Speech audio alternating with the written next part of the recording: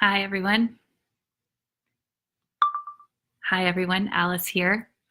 And I love this new daylight savings time. It's not yet dusk here in the desert, and I'm looking out over the mountains and the cactus, and all the Joshua trees are blooming.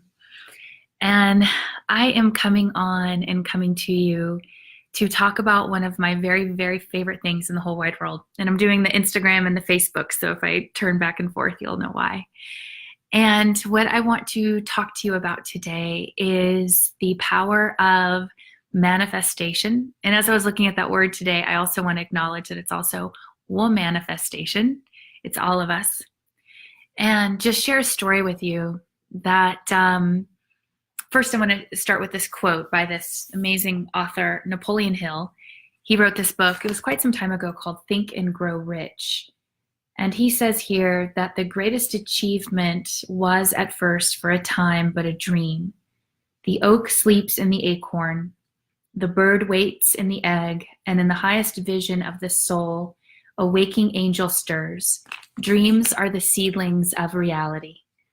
Awake, arise, and assert yourself, you dreamers of the world. Your star is now in the ascendancy. So I love that.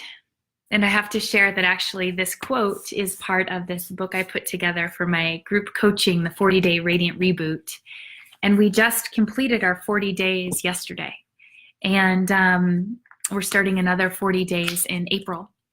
And this 40-Day Radiant Reboot was exactly that. It was a seedling. It was the oak sleeping in the acorn for 9 years. And so that's precisely why I want to get on today and really connect and share with you guys and you gals. And that's really to affirm and to assert ourselves and to remember that, in the words of William Blake, a poet and writer and an amazing illustrator, he said that everything possible to be believed is an image of truth. What I love so much about what he says and what William Blake is saying is that if we can believe it, if we can mentally conceive it, if we can vision it in our heart space, this is the truth. So if there is a vision or a dream that you have that you are passionate about, I am coming on and I'm saying to you, and I just want to give this reminder and this remembrance to your heart space that it is real. For the longest time in my life, I had this vision of the desert since I was a little girl. I don't know what it was, but I had this fascination with crystals and stones and rocks. And when I moved to LA, I loved living in Los Angeles. I was there for 10 years. But to be honest with you, 2 years in, I started dreaming about the desert. And it wouldn't leave me alone. It would haunt me almost. And it just would tell me, like, this is where your home is. You're supposed to be in the desert. And it didn't seem to matter if the desert was in New Mexico or Arizona or California. It was just like your dream, your home is the desert.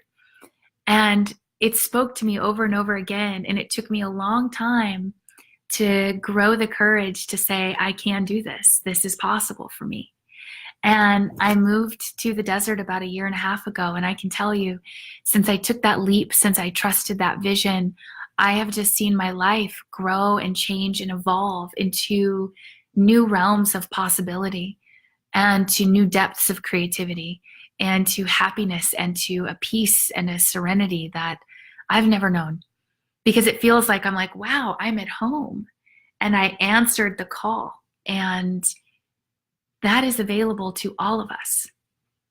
So I want to come online here today and say that if you have a vision in your heart, if you have a dream or a desire, and especially if you have something that's not leaving you alone, that keeps tugging at your shoulder, or, you know, when you fall asleep at night or when you wake up, or the quiet moments in between your life, listening to that, deeply listening to that, is the single greatest thing you can do. And I think it is the most loving thing that you can do for yourself, hi sweetie, and for other people, is to listen and to follow and to trust that dream inside of you. There's this beautiful text by Emmet Fox. It's called Sermon on the Mount. It's his interpretation of Jesus' Sermon on the Mount. I love you too, Kelly. Hi, honey. And I just want to read a couple of lines from here this morning, talking about in declaring our own ability to manifest. So he says here, man, and I just added in also woman, woman, being manifestation or expression of God, has a limitless destiny before him or her. Her work is to express in concrete, definite form the abstract ideas with which God furnishes him or her. And in order to do this, she must have creative power. If she did not have creative power, she would merely be a machine through which God worked, an automaton. But woman is not an automaton. He and she is an individualized consciousness. God individualizes himself and herself in an infinite number of distinct focal points of consciousness, each one being quite different. I love this so much because we are proclaiming that we have a destiny, that we are these beautiful individuated, and individual means whole unto itself, and also like that from which it came. So we have an intrinsic birthright to manifest. We have an intrinsic birthright to call into form the visions and the dreams that come into our mind's eye and come into our heart space.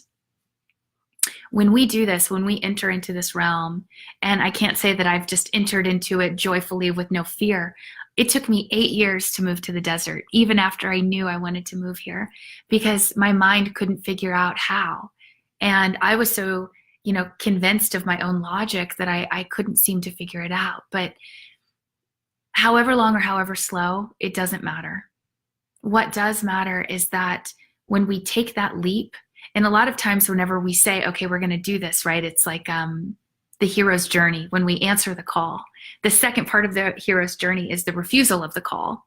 So right afterwards, a lot of times we'll back away and we'll say, actually, I'm not ready. Nope, I can't do it. It's too expensive. I don't have enough XYZ.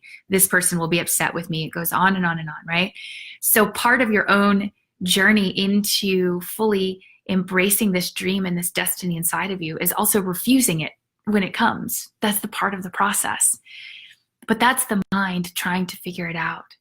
And if we can get to the place where we go beyond and we jump over that, okay, I'm not quite sure how it's all going to work out, but I'm going to trust and I'm going to take the leap. Whether that's a new job, whether that's entering into a relationship, whether that's leaving a relationship, whether that's making a move or embracing a new hobby or passion. It looks a million different ways. But when we take that step and that leap into the arms of trust and faith and into the arms and the loving care of our destiny in the space of our heart, miracles happen. Martin Luther King said that we don't have to see the whole staircase. We just have to take the next step. And so I'm just coming on today to encourage all of you, if you have a dream, if you have a vision, if you have a project, if you have a passion, and you're continuing to tell yourself, okay, I'll do it when, and you're pushing it out of your field, you're pushing it out of your consciousness, I'm here to tell you that it's safe to do it and to begin right now. That you actually have a birthright to inherit this manifestation and this dream, and it is real. So just a little bit more here from Emmet Fox, exactly on this, what he says here.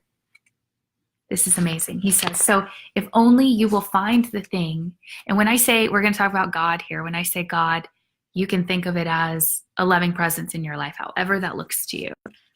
God without any kind of dogmatic barriers, right?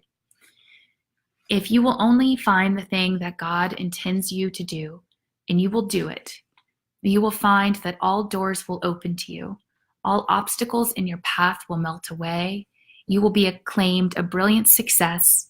You will be most liberally rewarded from the monetary point of view, and you will be gloriously happy.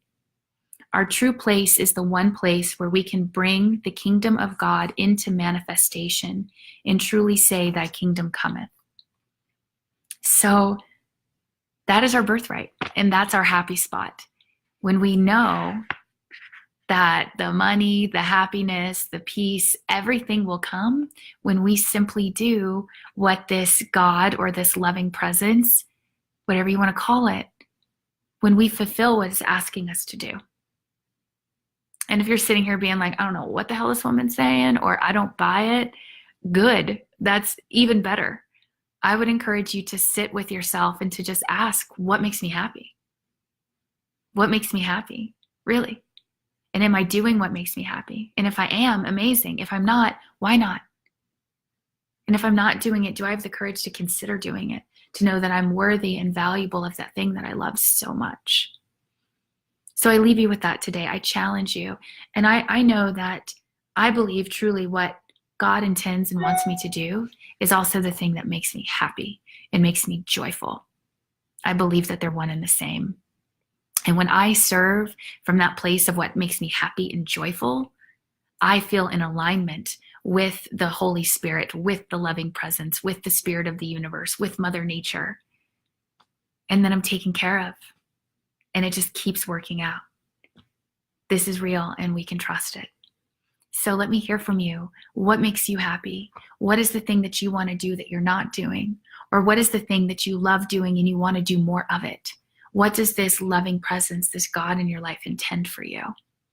And I want you to know that you can trust it and believe in it and rely on it wholeheartedly. Let me know how this shows up for you in your life. Please comment and share with us how that looks for you.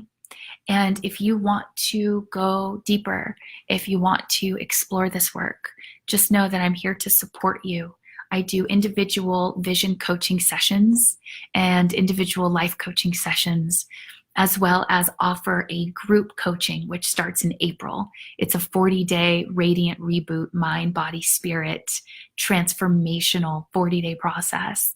So we can work together individually or on a group level. I'm here to support you. And my mission in life is to help people feel good and united in their body temples, and then to awaken and to proclaim and to live in their vision and in the fullness of their dreams. That's why I'm here. And my greatest gift and pleasure and joy is to be in that space, spend as much time in that space, and help myself and others remember that this is the true kingdom. This is the true kingdom of heaven. And I believe that we create it here on earth. So much love. Have a beautiful day. Take care. Be good to each other and be very kind to yourself. Bye-bye.